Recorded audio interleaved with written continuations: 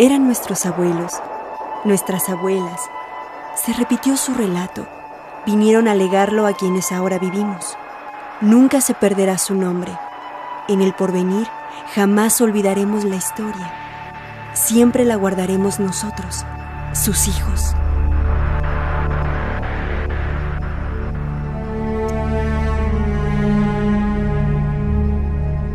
Hace 40.000 años, un grupo de seres humanos que migraba por el norte de Asia descubrió un nuevo continente, América. Al continuar su éxodo en busca de mejores climas, esas personas llegaron al territorio que hoy conocemos como México, al que los investigadores llaman Mesoamérica.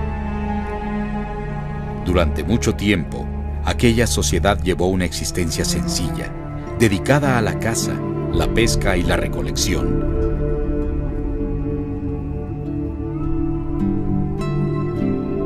Poco a poco, aprendieron a cultivar el maíz y a confeccionar objetos de cerámica. Se tornaron sedentarios y comenzaron a construir refugios permanentes.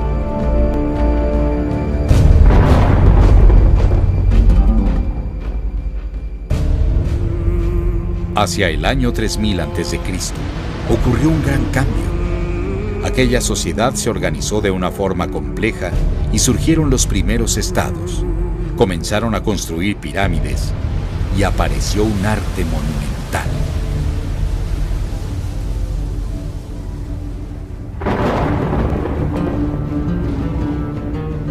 ¿Qué hizo posible este dramático cambio? Según han descubierto los arqueólogos, se debió a la irrupción de un pueblo nuevo en el escenario mesoamericano. No se sabe cómo se llamaban a sí mismos. En la actualidad, los conocemos como olmecas, que significa hombres de la costa del Hule. Tampoco se sabe qué lengua hablaban, pero sí que tenían una escritura desarrollada que fue la raíz de la escritura maya. En pocos siglos, los olmecas integraron el territorio mesoamericano a través del comercio y otras actividades pacíficas. Hasta donde sabemos, no emplearon la violencia, forjando su inmenso imperio sobre principios culturales y religiosos. Ellos fueron los creadores del culto al guerrero ocelote, que habría de mantenerse hasta la caída del Imperio Mexica. A partir de los olmecas, los pueblos de Mesoamérica continuaron desarrollándose en diversos aspectos de la cultura, tales como la arquitectura, la escultura, las artes plásticas, la orfebrería, la escritura y la confección de códices, el calendario y las matemáticas. En particular, las matemáticas alcanzaron un prodigioso desarrollo. Se basaban en los conceptos del cero y el orden por posiciones, los cuales no fueron conocidos por los europeos sino hasta 1000 años más tarde. Donde mejor se manifiesta el carácter de la civilización mesoamericana es en la religión. Las enseñanzas tradicionales de los sabios indígenas recibieron el nombre de Toltecayotl, toltequidad, un término que significa el arte de vivir. Todos los mesoamericanos cultos llegaron a ser conocidos como toltecas. La toltequidad es el legado característico de México al mundo.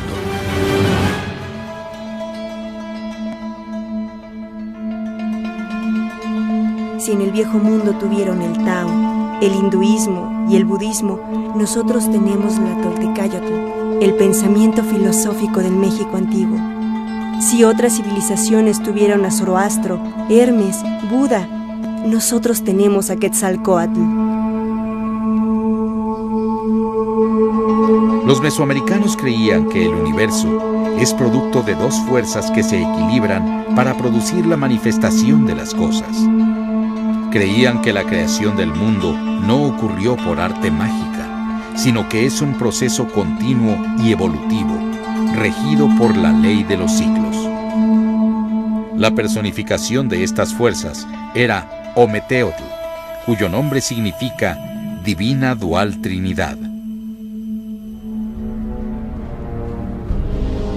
El universo y las fuerzas que lo sostienen se representaba mediante el símbolo del juego de pelota, en el cual dos equipos de jugadores asumían el papel de los dioses y se disputaban un balón que era la Tierra.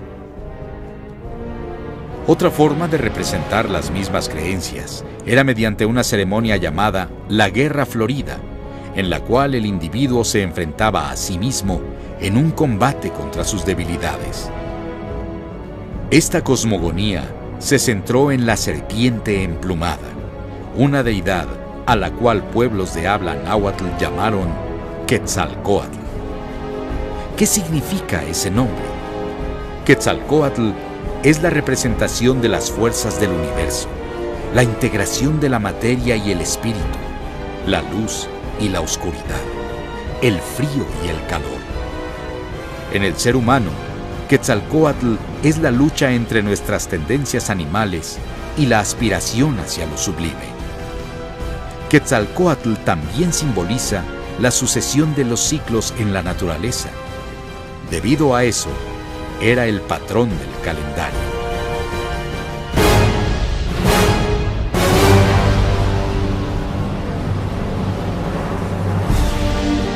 Los naturales de esta Nueva España se regían por una instrucción que les dejó Quetzalcóatl, la cual contiene 20 caracteres multiplicados por 13. En esta materia se puede conjeturar la habilidad de esta gente, porque contiene cosas muy delicadas.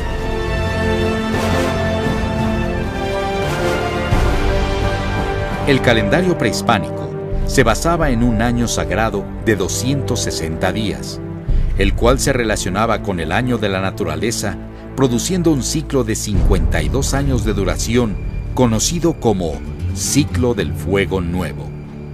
Con este sistema, los mesoamericanos consiguieron una exactitud tal que para que su calendario se desfasara con el cielo, habrían tenido que pasar más de 9,000 años. La historia de Mesoamérica recuerda la presencia de numerosos mensajeros de Quetzalcóatl. El más apreciado de ellos fue Céacatl Topiltzin, nuestro señor Uno Caña, un joven tolteca que llegó a ser rey de la ciudad de Tula. Cuenta la leyenda que Topiltzin nació en un lugar cercano al pueblo de Tepoztlán, en el actual estado de Morelos, el año 947. Su nacimiento estuvo rodeado de milagros. Fue anunciado a su madre por un pez cuando ella aún era virgen.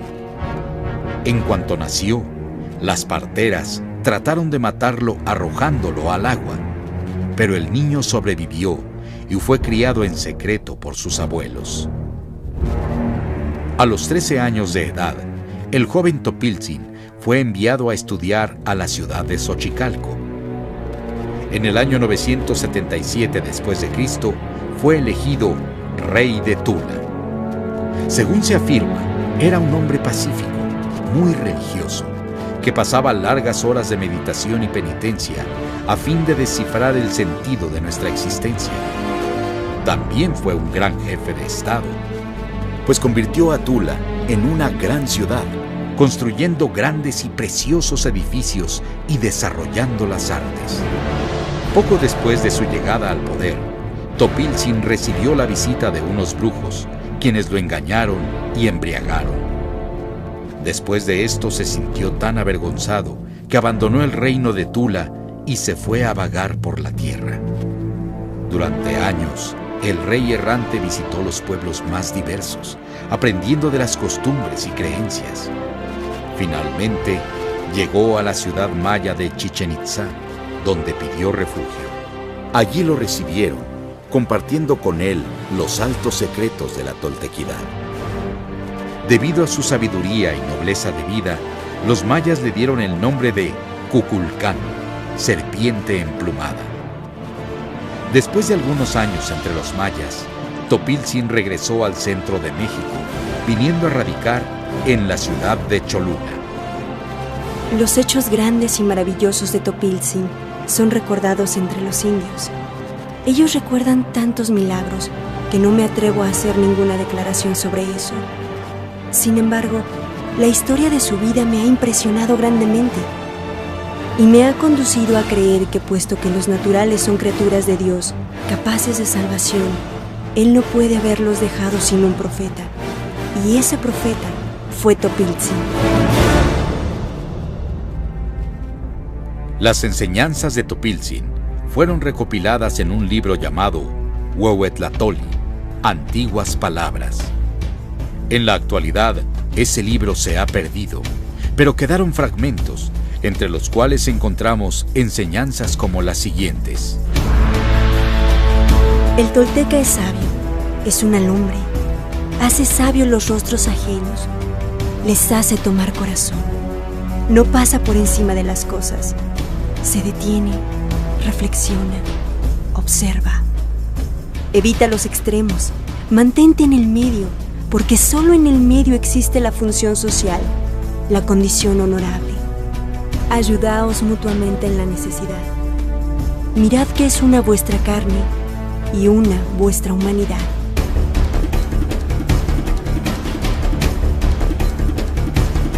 Según las leyendas, en el año 999 después de Cristo, Topiltzin subió a una montaña y se incendió a sí mismo con un fuego interior. Según sabían, fue al cielo. Y dicen los viejos que cuando murió, durante 4 días no apareció, pues fue a morar entre los muertos. Pero al 8º día apareció la gran estrella que llamaban Quetzalcóatl. Añadían que fue entonces cuando se entronizó como señor. Pero la partida de Topiltzin no fue definitiva. Según afirma un poema mexica, algunos años después apareció nuevamente. Después de reunirse con sus seguidores, les dijo que no estuvieran tristes, pues él regresaría nuevamente a la tierra cuando se cumplieran los siglos. Luego, se encaminó a la costa del Golfo de México.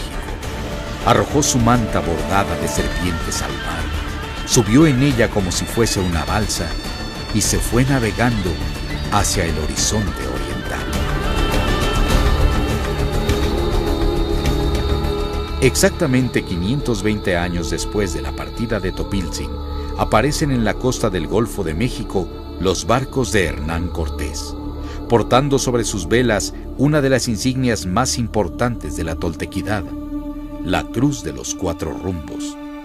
Los mesoamericanos interpretaron ese hecho como una señal mesiánica, comprendiendo que comenzaba la mitad oscura del ciclo de la serpiente emplumada.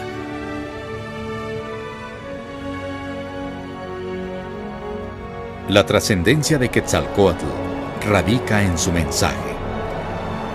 La era de Quetzalcóatl es la del advenimiento del alma, del centro unificador, que es la esencia misma de todo pensamiento religioso.